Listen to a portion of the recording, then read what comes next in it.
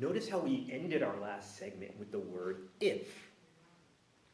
We stated if humans have a function, if humans have a goal written into our nature, then we can make sense of the idea that humans have this objective standard written into their nature that would then tell us what it would mean to live a fulfilling life, a successful life, a life of excellence that would then allow us to say objectively, this person was a great human. This person lived a great life.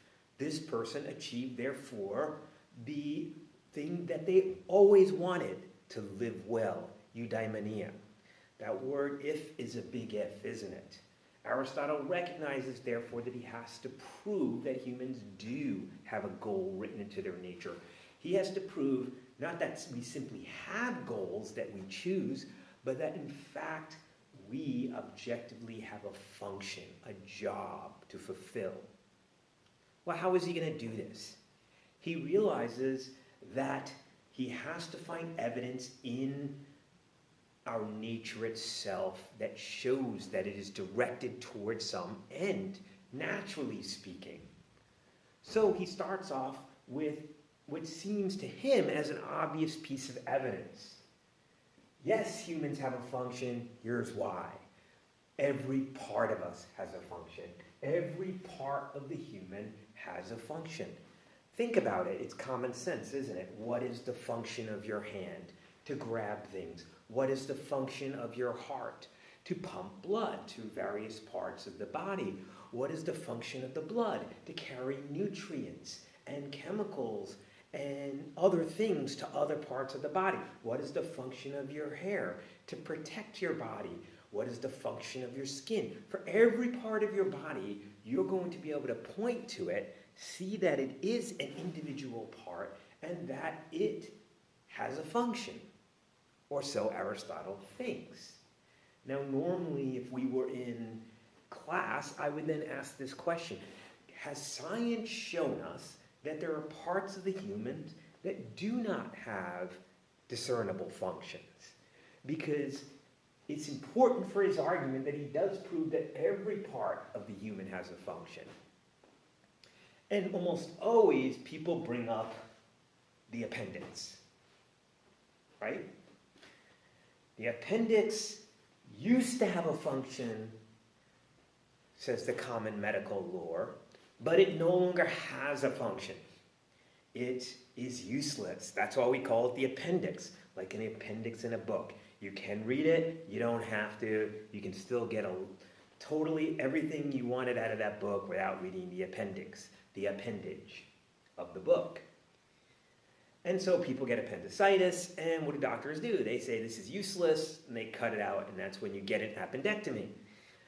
But it turns out that more recent scientific discoveries have shown not only does the appendix have a function, it plays very important roles in the system as a whole. For example, the immune system. In fetal development, it has been discovered that it is in the fetal appendix that you have major endocrine systems being produced, hormones that then go on to make the appendix a lymph node. And therefore, one of the major producers in early development of humans of B lymphocytes and antibodies. Well, that makes sense, because what we discover also about the appendix is that it stores good bacteria. Now, we all know that when you get diarrhea, what happens is your system flushes out. It flushes out all of the bad bacteria and viri that are in your system, but it throws the baby out with the bathwater, so to speak, and so what you're left with is a system with no good bacteria. Well, after diarrhea, the appendix helps reboot your system because it stores all of that good bacteria and it spreads after that and therefore reboots your digestive system. Not only does it do that, but it is discovered that the appendix is an important part of the immune system in that your body, when it eats various foreign things, of course, will digest many things that are not good for you. And as it passes through your digestive system, it must go past the appendix. And it is there that your body uses those various viruses and bacteria that are bad for you to create, like I said, antibodies and B lymphocytes. And so people they've discovered that have had appendectomies tend to get sicker, and their immune systems are not as strong. And as we said, in fetal development, it helps the fetus develop the hormonal systems that create the foundation and the infrastructure for a lot of the homeostatic systems in your body. So indeed, the appendix, even now, plays a crucial role in our body. Now, if you know a little bit more science, you will tell me then the other most popular answer. Not as popular because people don't know as much about this unless they take genetics, but it has been discovered after the Human Genome Project completed its mapping of the human genome that only 3% of our DNA codes for proteins. And the rest seemed at that time to be useless. And so Francis Crick, one of the founders of DNA, the discoverers of DNA, labeled this DNA, 97% of our system, he labeled it junk DNA. And of course, if it has no discernible function, 97% of it, then we could say, look, Aristotle, you are wrong. A substantial part of us lacks function. Well, Francis Crick spoke too soon. Studies in 2012 and 2018 have shown not only does junk DNA have a function, its function is vital. For example, they discovered a huge amount of it is what you might call satellite DNA. Satellite DNA is the DNA that links the coding strands together into a coherent whole. They discovered this because they took the protein out that linked the junk DNA or the satellite DNA to the coding parts. And they allowed cells to develop, mice cells and fruit fly cells, without this junk DNA. And as a result, nuclei didn't form, cell nuclei. Instead, you had a bunch of what are called micronuclei, and the cells quickly died. And so they discovered that what looked like junk was actually the binding to the sentences that coded the instructions for your makeup. Not only is it binding, but it's regulatory. Think of punctuation. One of my favorite jokes, and it's a stupid one, but I'll tell it to you, is about a panda. Panda walks into a restaurant, orders some bamboo, finishes eating, and as the panda is ready to go, the waiter comes up and puts the check on the table. The panda takes out a shotgun and shoots him dead right then and there.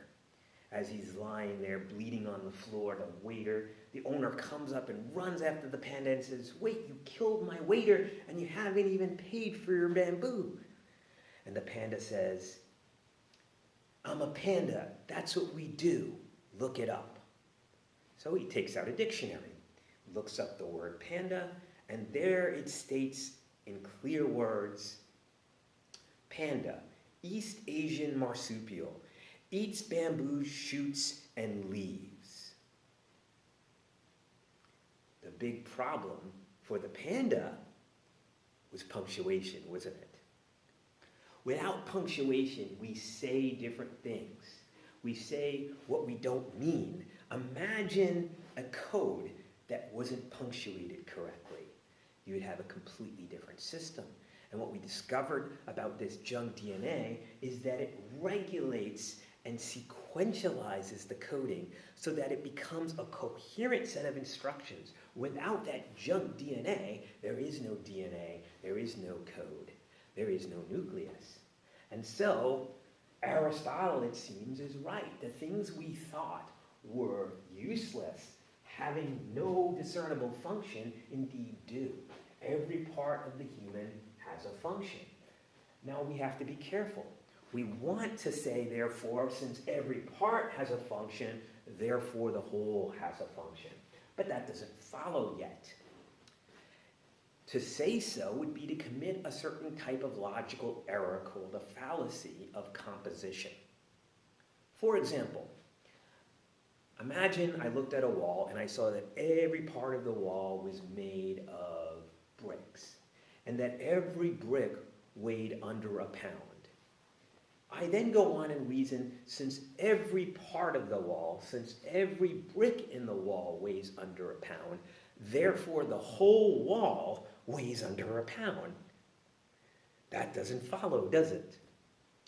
That's the fallacy of composition, to say since something is true of every part, therefore it's true of the whole. Aristotle would be committing a fallacy if he went and reasoned from every part of the human has a function, therefore the whole has a function. It doesn't follow. But he's not so dumb.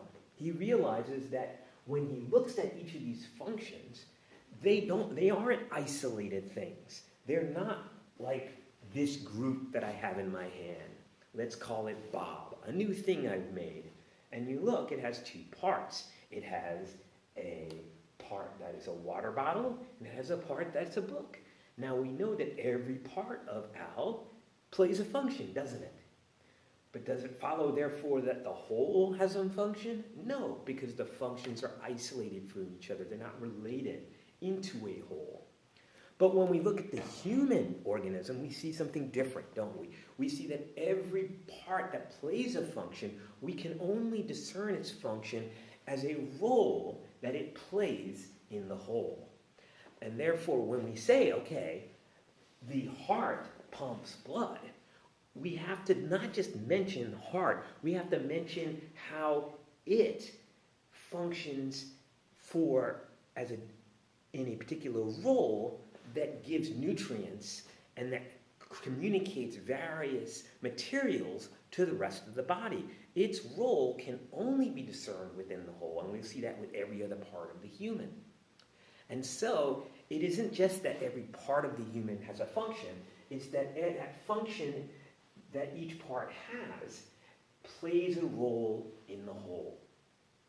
And so, with these two facts, that every part of the human has a function, and that that function is an integral part of a complete system, it proves that, therefore, the whole organism has a function. But, we'll end with this, but the question is, what is that function? And we can discern it, can't we? Because if we can determine not just the function of each thing, but the role it plays in the whole, then that presupposes that we are able to grasp the function of the whole. And that's what we will talk about next.